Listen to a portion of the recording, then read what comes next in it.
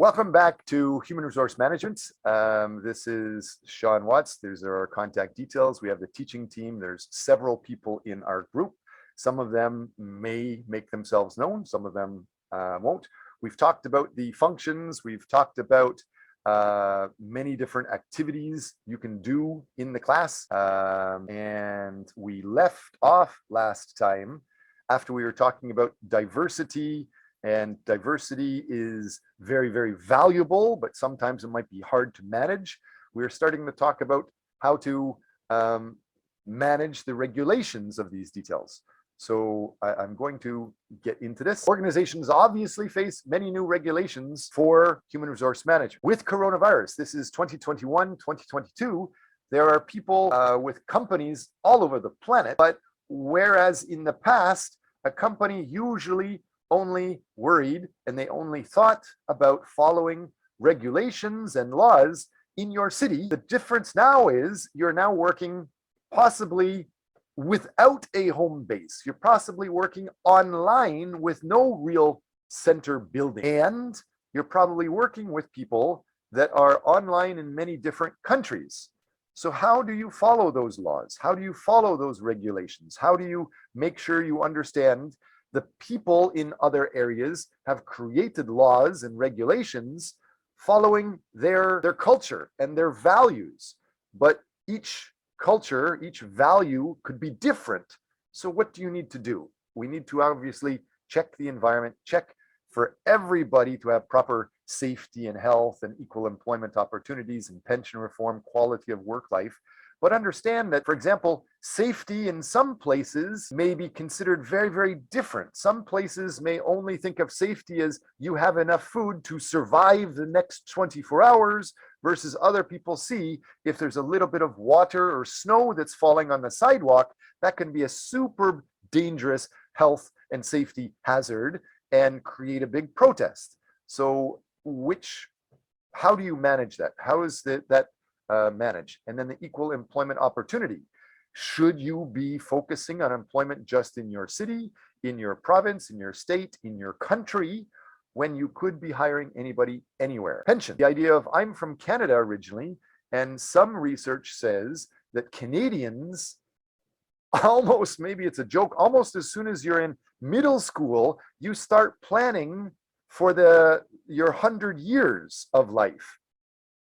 Some middle school students and high school students, seriously in Canada, they are making plans for not just the next 20 years, but how they're going to live and survive and enjoy their next 100 years of life. Versus in other countries, like I said, some places you're just planning to survive the next 24 hours. Many countries, their long-term planning, their pension, they might be thinking of 6 months later or 1 or 2 years later. And Canadians would say, that's not, long-term planning at all. That's what's going to happen related to you if you just fall down. The rules and regulations should take care of you for the next couple of years. So those regulations need to be thought of. Downsizing. We all are aware of coronavirus. We're all aware that companies had to close their doors because you're not allowed meeting with these viruses and problems. This type of thing, some people say is temporary. Some people say that it's now going to stay online forever. Some people say it's not efficient to work online. Some people say it's more efficient.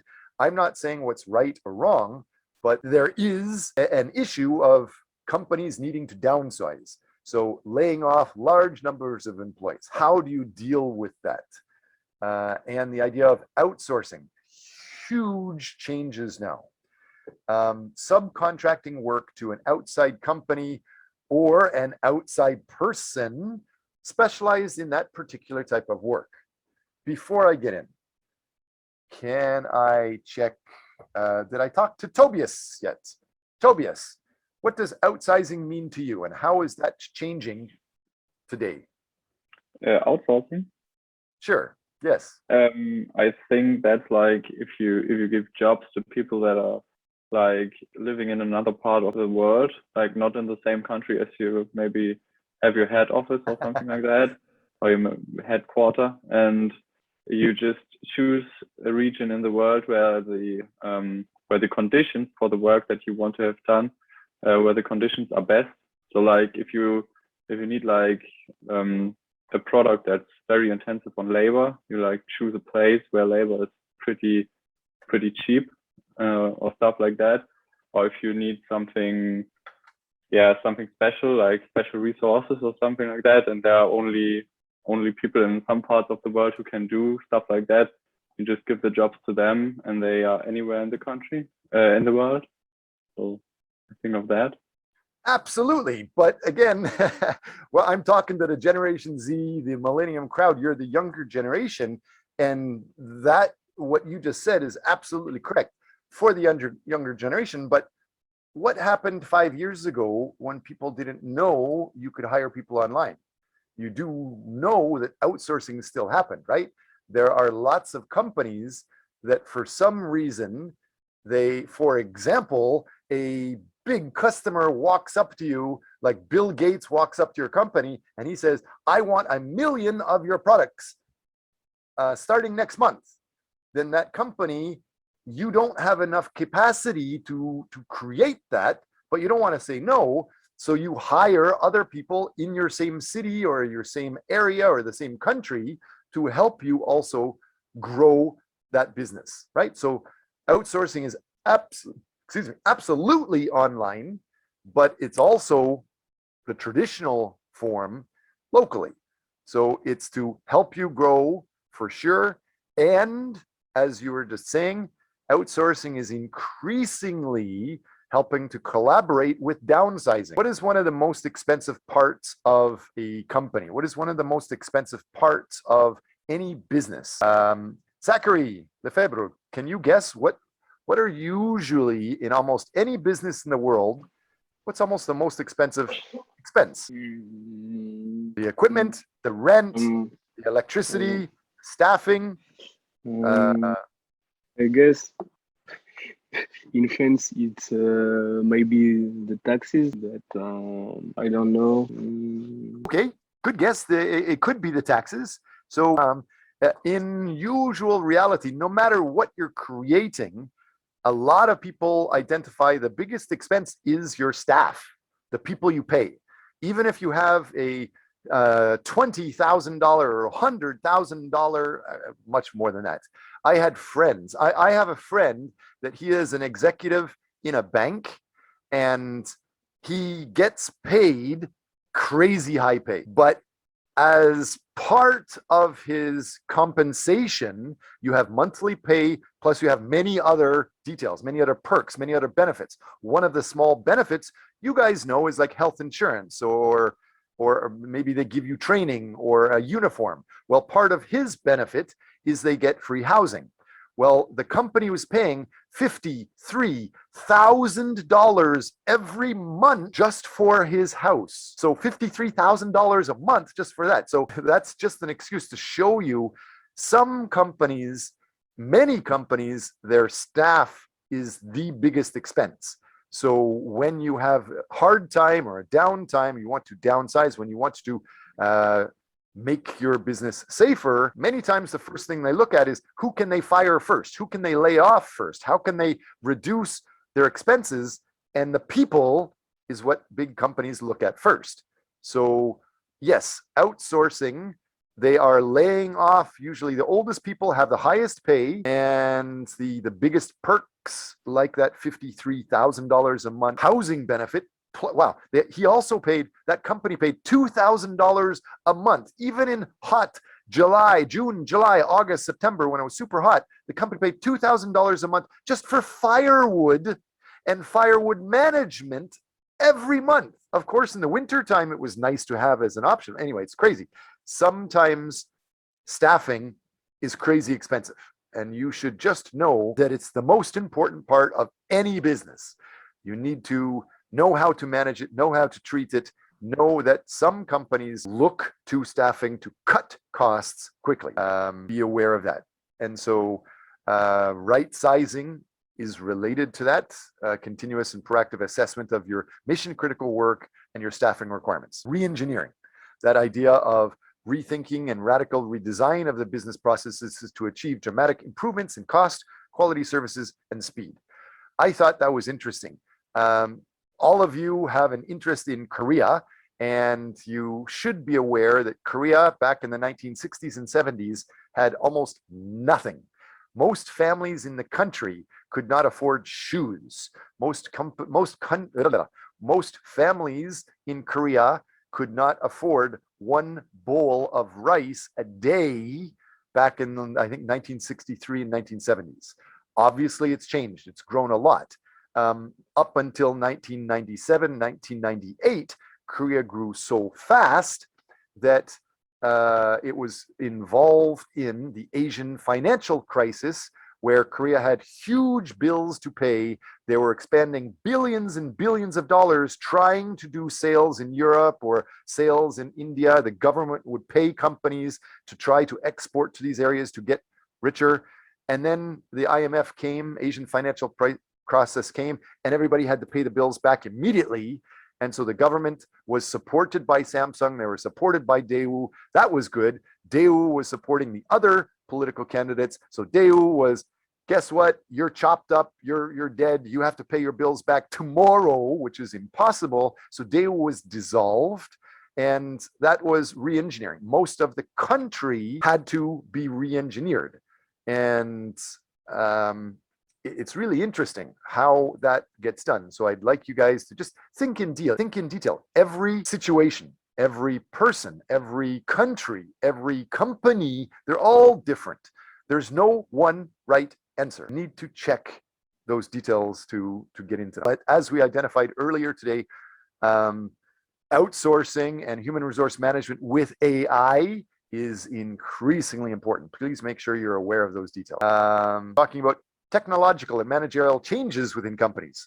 Computerized information systems are growing faster than any of you could even joke about. Accounts and payroll, all of those calculations, it's management, it's automatic. A robot type of thing manages. Maintaining the employee data, it's all done in computer systems. Employee training, succession planning, and compensation management, affirmative action, all of these details. The easiest way to understand it is everyone here must understand Microsoft Word or Google Documents, but like those, you have the Microsoft Excel or Google Worksheets. Well, these computer information systems are almost the exact same thing as an Excel document on steroids. They're super big. They could be worth $3 million, and they control everything. They have all information. And if anybody wants an answer related to anything, you just go there, you punch in a number, and the details comes up. So you don't need to be an expert in it, but you must understand that technology is starting to control more and more. And now that computers are starting to train themselves and computers and machines can learn on their own, a lot of computers, like a factory computer or a factory robot, some people say it's more efficient than people. How many of you know of how that works with a guy named Elon Musk or his small company called Tesla? Anybody understand how that computer system and the robots are impacting jobs with any of his business? Because I know Elon Musk, they started the smart factory for their Tesla company from the beginning, like long time ago in America. You're right. How does that impact people? They didn't need to spend a lot of money for hiring people because they had an automatic machine. Okay, so as I was saying last class, some companies, they will post a job advertisement and they'll get thousands, like 30,000 resumes and application just over the weekend, and then no person can easily go through them. So you have a computer system that sifts through all of the individual words of each individual resume, and they're looking for those key words. Absolutely. A lot of companies have that. So Elon Musk is absolutely using that. What else? What is another way Elon Musk and many companies are using even more advanced, bigger, crazier computer systems that are cutting jobs, reducing the number of jobs you have? I was referring to the smart factory. Okay. I didn't hear how jobs are increasing or how jobs are decreasing because of your smart factory. You're absolutely right. Smart factories do impact them, but can you explain how? Because machine itself, data's machine learning is more, they can reduce the mistake occurred by the human. So they are producing cars by machine instead of human. So they're decreasing the size, they're downsizing the higher workers. Yes. So as you identify, making a motor or making any part of a car, you'd be cutting huge pieces of metal. If you had just people managing that, you need many, many people to move the metal around and then cut the metal. Now that you have a robot, that robot can pick up and carry and cut thousands of kilograms of metal within seconds or minutes. So the people are getting fired from those factories. Those robots are starting to pick up the metal, bend the metal, twist the metal, cut the metal very, very quickly, and put the cars together very quickly within millimeters of accuracy, more accurate than people. So those factories don't need to hire as many people as in the past. And the idea of engineering, the idea of computer information systems can learn some details and create better designs, newer designs, more accurate designs than people. Many aspects of these factory jobs or almost any jobs are impacted. You need to be aware of that information. I was surprised. I come from supposedly a rich advanced country, Canada. And I moved to Korea when it wasn't really fully developed, and I saw how it developed. But even in Korea, you still have a lot of people working in factories. And then I went to Vietnam, and when I was going to Vietnam and going to China, I was expecting to see factories having hundreds of thousands of workers being paid, 1 penny per hour or 1 penny per year doing these things. And I went into a factory, one factory that was making a lot of the Hyundai and the Kia cars and the Japanese Mazda cars and the French Peugeot cars. One Vietnamese factory had probably about a dozen people working, and they're all managers just managing those robots and those information systems. So be aware of that. Be aware how it impacts your jobs going forward. Next, technological and managerial changes with the organization.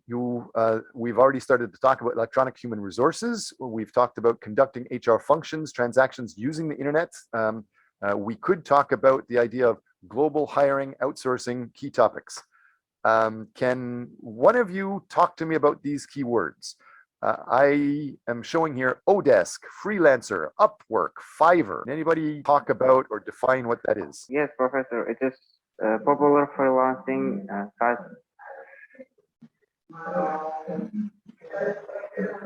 It's popular for one thing? Okay. Can you be more specific? No, it's freelancing site. It's popular freelancing platforms. Oh, okay. Freelancer is one of the words here. Can you define what that means in case other people don't understand? Yes, freelancing is doing some kind of job for another person and being paid for that kind of job. Absolutely. Please be aware. These are some of the most famous, some of the biggest websites where you can go and you can outsource. If you want to grow your business quickly, you can hire staff there, hire companies there to staff or individual staff or full companies to help you develop your business. Some of them, you wanted to explain more? Go ahead. No, I just wanted to ask because I typed Odesk in Google out of curiosity, and it seems they merged with Upwork, so it's one platform now. Good. There's also another huge famous company called Elance that also merged together with Odesk. But there's still a lot of people still talking about, oh, I want to use Elance. Oh, I want to use Odesk. But you're absolutely correct. Freelancer, Upwork, Fiverr, those are some of the biggest. But people are still talking a lot about Elance, even though it doesn't really exist anymore. Same thing with Odesk. Thank you for clarifying that.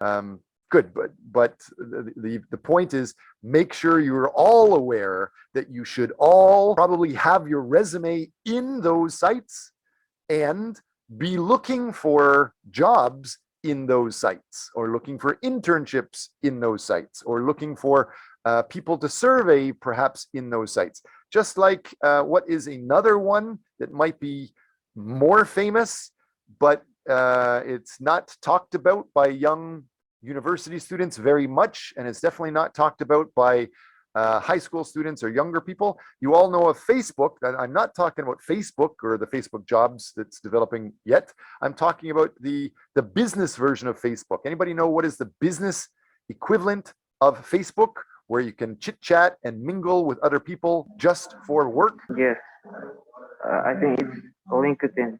Yes, absolutely. LinkedIn. And in Korea, although Korean people do things very similar to other places, but they usually make their own version. Like Google is famous around the world, but in Korea, they use a Korean version of Google called Naver or Daum.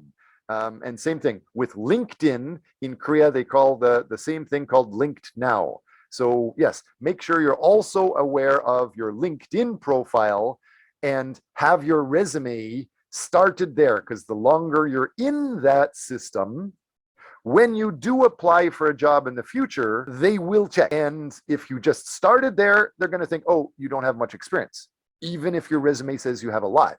But if you've been in there for a long time and you have many connections in there, which is a very good thing, then they will think, oh, you do have a lot of experience, regardless of what your resume says. So make sure you check those details.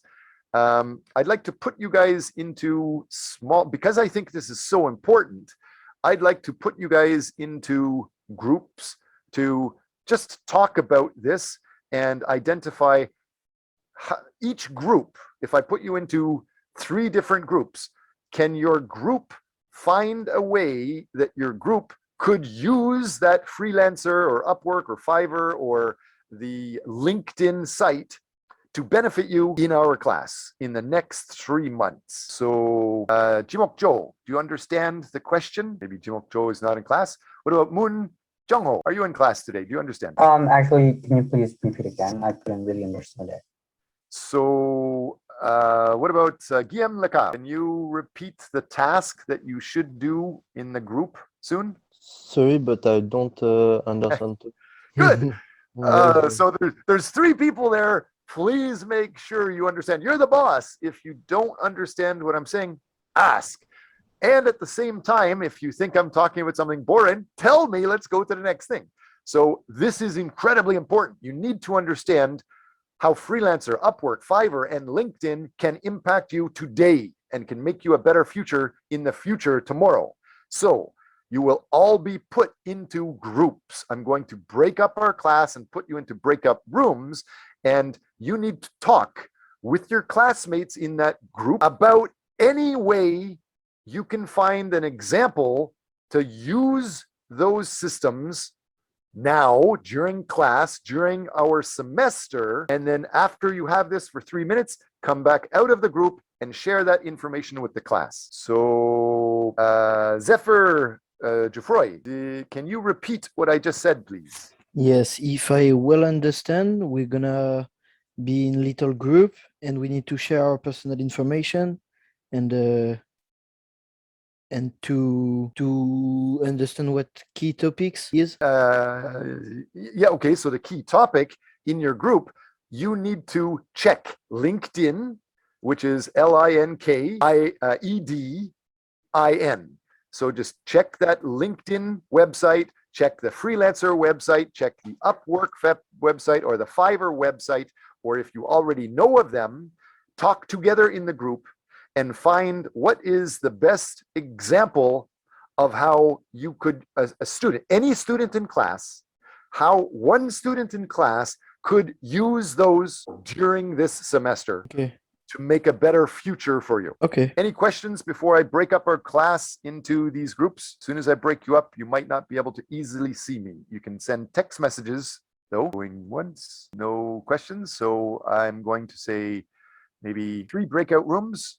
Good luck. 3 minutes later, make sure you're ready to come back and talk to the class about how you can use these for your HR management activity. So could I start with one group, any one of your groups? Could you guys give me an example of how can you guys interact with outsourcing companies like LinkedIn, Fiverr, Freelancer, etc. First group, yeah, what was your group talking about? We talked about, for example, our research topic that we could like search in LinkedIn for the topic and find experts on it so that we could like get in contact and maybe ask them something, but also maybe show them our interests so that we can promote ourselves for the future. So it would probably help us with this class, but also like future work. That was one thing. Awesome. So every one of these organizations, especially LinkedIn, can introduce you to just other workers. You don't have to hire them. You can just contact them, chit chat with them. Correct. And every one of us, we should be thinking about how we can develop our expertise. So if you get contacts with that company, you can survey them and you can start becoming friends with them. If you're friends with them, it's easier to get a job with them. So yes, developing friends with people in LinkedIn will help you, guaranteed, promise. How many people here have a LinkedIn account? Okay, about half of the class. Did I see Jimok Joe? Do you know what LinkedIn is? Yeah, I know what LinkedIn is. Okay, But I don't have any. do you know in Korea they have they have a Korean version? I believe it's called Linked Now. If you only want to work in Korea, it may be efficient to also check Linked Now. However, one of our classmates, we identified, you're here, many of you may be in the Daegu city or Seoul city, and they're starting to look for a job in the city. Why? Why are you looking for a job only in this city when everybody now can do jobs anywhere on the planet? I don't know. I heard they're doing mining jobs on Mars. Maybe you can get a job doing something on Mars, right? So keep that in your mind. Your mind learns something from before, and then you start walking around and you do something based on something you learned 5 years ago or 10 years ago. But if you don't keep learning, you work in the old way. You don't have to work in one city. You don't have to live in one city. A lot of people still don't understand that. Great. What about Zephyr, Geoffroy, or Jung Ho Moon? What groups were you in? What did you find? Can you talk about what your groups identified? Well, our group identified that the using of those websites can also beneficial for our group project because by contacting the expertise in certain countries, we can get some ideas for our project. So also we can get some help for the grammar check from the expertise in the LinkedIn. I believe the LinkedIn can be useful for our project. It sounds similar. Are you in the same group as Pia? No. You're in a different group. You're in a different group, but you were both thinking about the same similar things using LinkedIn. Okay. Who was in a different group? It was me, Zephyr, Tobias, Guillaume, and Zakari. Great. Can you tell us what you guys identified? So we were talking about the LinkedIn benefits, and we thought, like, we all agreed that the best thing is probably that companies can also reach out to you based on specific skill they are looking for. It's not like those regular sites where you just look for job opportunities and you post your CV and you're trying to get in those companies, but people can actually look out for you specifically, which makes a lot of things easier. And also I talked with you about the internship thing, since I'm in Korea now, but you said I could work in Sao Paulo, Brazil, so I have to rethink that probably. Absolutely. Since we're talking about those job opportunities. It's definitely not in the textbook, but many of you are interested in international work, in international jobs. And Andre and anybody else in class, if you are interested in international work with Korea, you should know an organization called KOTRA, Korea Trade Association, KOTRA. Please check them. And they're not an HR site, but they help promote Korean companies to do business all around the world. They're kind of like an embassy that helps Hyundai set up new offices and factories in other countries. And small companies also get KOTRA help. So almost any significant Korean company working anywhere in the world, KOTRA knows about them, KOTRA has the contacts about them, and when that company wants to expand, or when the company has an issue or a problem, or even a translation problem, sometimes they talk to KOTRA. So Andre, for example, I don't know which country you're from, but you could talk to KOTRA and just tell them who you are, what is your CV, or identify what country you're interested in, or what industry, what type of business you're interested in. And KOTRA might introduce you to companies that might be looking for help. Yeah, you know, that's actually a great idea, because I'm from Czech Republic and there's the biggest Hyundai company. Like, so that's a good point. I'll definitely think about it. And actually LG, the other Korean company, they also are planning on moving to Czech Republic 2 years from now, because there is like a huge, they found a lot of lithium, so they want to make like car batteries now. Great. So I'm looking for that after graduation. Oh, but later, after you graduate, Pia, on my screen, you're on top of him. Can you like put your foot down and step on him, kick him? Why wait until you graduate? Start managing smart now. Start interacting with these organizations now. We are in Asia. In Asia especially, networking, knowing people, having contacts is very important. If you start and make a LinkedIn registration, which is very easy, just by having a registration, Pia can connect with you, and then OJ can connect with you, and Jungho. Everybody can connect with you, and you should connect with everybody and give each other a recommendation. Oh, he's really good at research, or really good at communications, or whatever. Because if you have many recommendations and many connections, any company you want to work with, easily 90% of companies, they will check your social media background. Are you an alcoholic? Are you a drug dealer? Are you a troublemaker? Are you really good at business? So they check. And if they see that you're not there, then you don't know technology. You're not really connected. Your application is not as good. If you have LinkedIn and you have only one connection or no connections, the company will think, well, they know a little bit of technology, but they don't know how to use it, and they don't really know anyone, so your application is not very good. If you have LinkedIn plus many connections, just your classmates and friends connecting with you, that makes you look good, much better than other people. I'm at the stage where I have so many connections in LinkedIn that I think they stopped counting after 500 or 2,000 or something like that.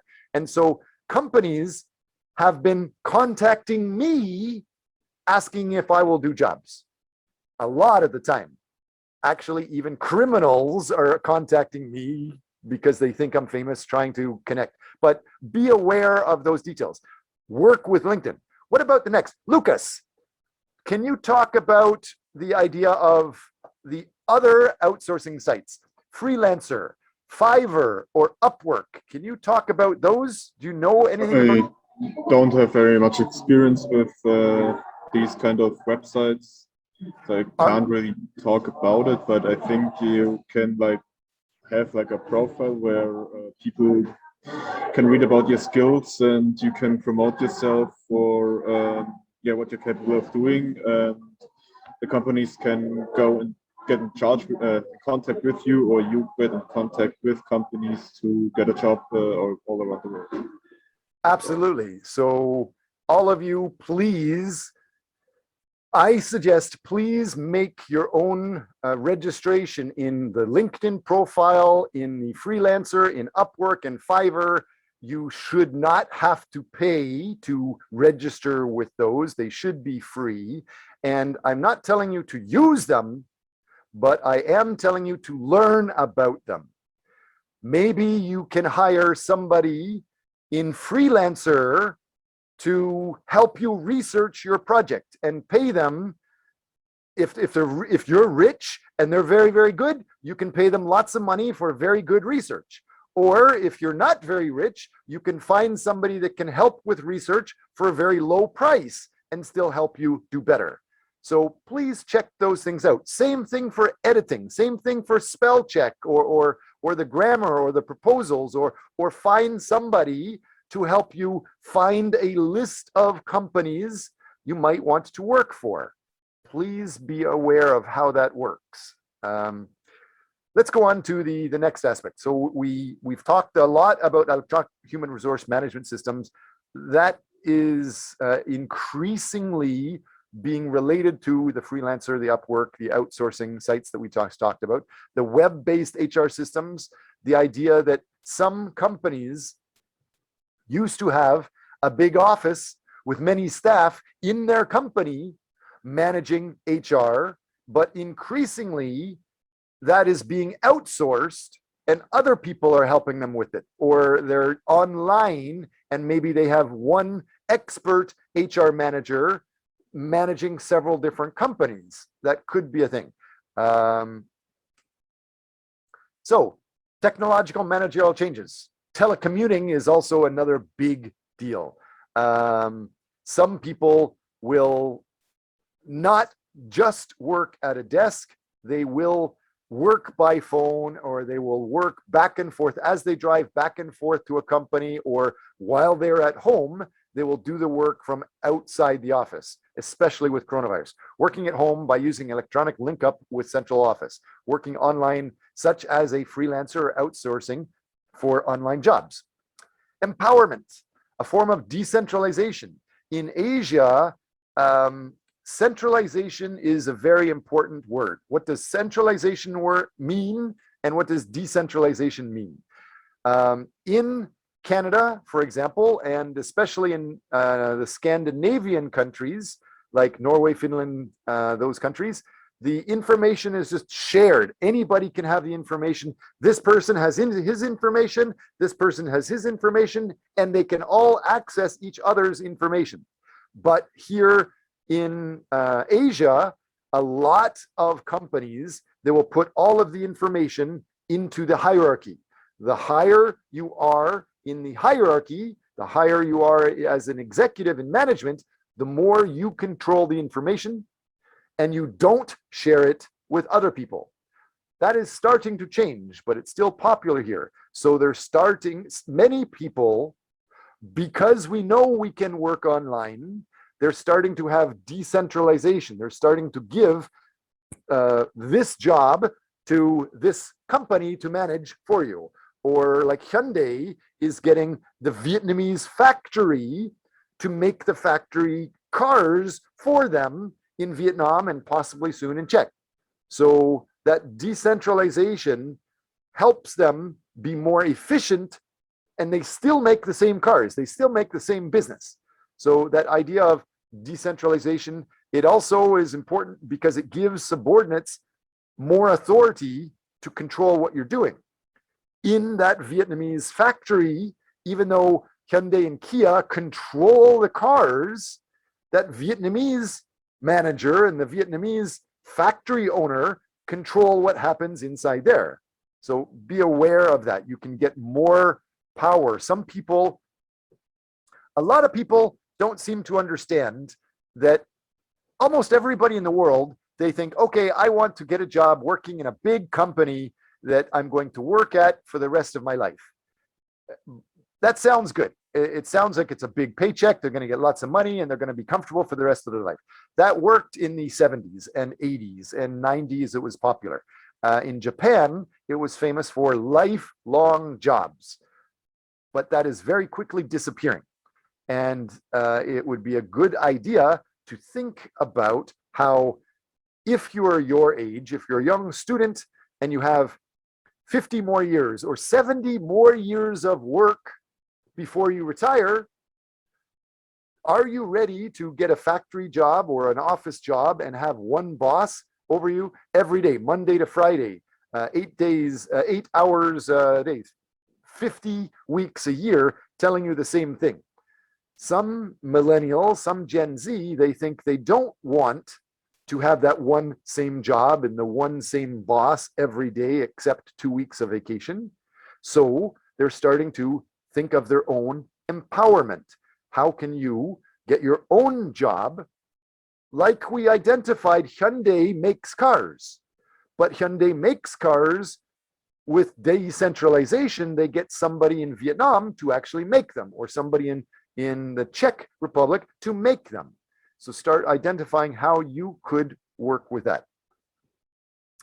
Self-managed work teams, of course, it relates to the same thing.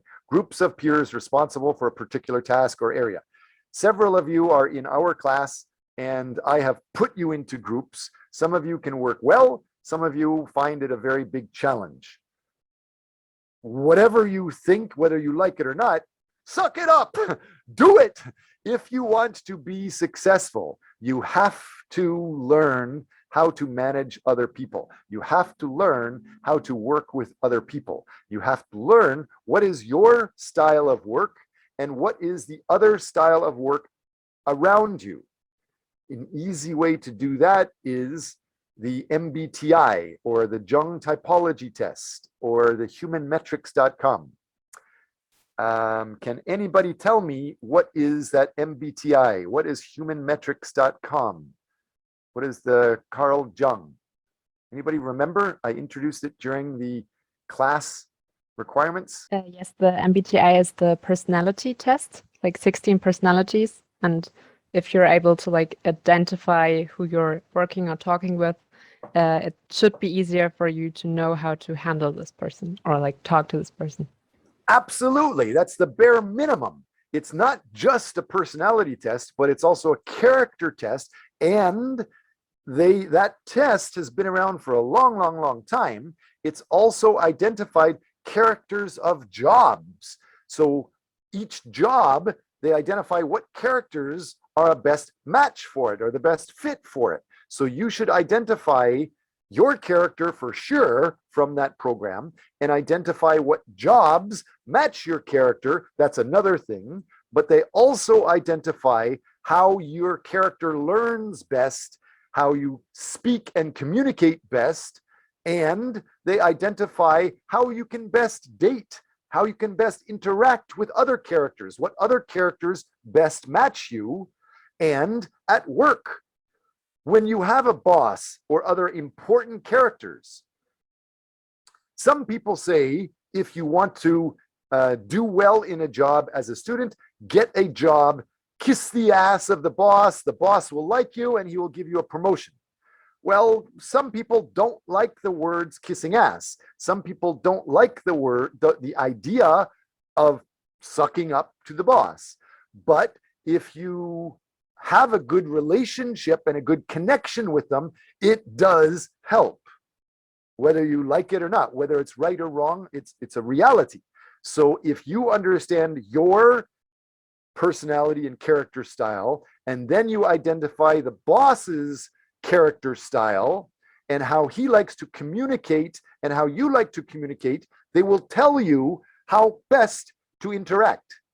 If you keep doing your way and the boss has a different way, it's not going to go as well. So it really, really helps you learn those details. So HR managers must be involved in organizational strategic policy making. Your managers need to overcome negative impressions and the biases with the field, become well-rounded business people, be knowledgeable about present and future trends. There's so many things you must be aware of Try to follow these things. Understand business complexities and strategies. Whatever's going on with the company, try to know what is your strategy? What is your specialization? Increasingly, companies want staff to have a specialization. Like Elon Musk, he brags about how he does not do the Japanese style. The Japanese story, which is not really true anymore, is the Japanese company, they will hire you, and after you get hired, you will stay there forever. It was popular, but it is decreasing. And Elon Musk thinks that's terrible. You should only be hiring somebody that's good at the job and a good fit with your team and able to get results. So he's hiring people that just have those specializations. Try to develop your specialization as fast as possible, as much as possible. That's why we have the class activity. Know the company strategy. You want to work? Yes, go ahead. I believe that there are several students who might have to leave for the next class. All right, yes. I'm sorry for the interruption. No, I appreciate the fact that you told me. I love this topic, so I talk too much. So yes, next class, we will be finishing this week and getting on to the next week details. Please make sure next week you guys bring your resume and try to bring a job ad so we can talk about details. So our homework is to just bring your CV or resume and try to find any job ad, and we'll talk about that in class. Okay, thanks.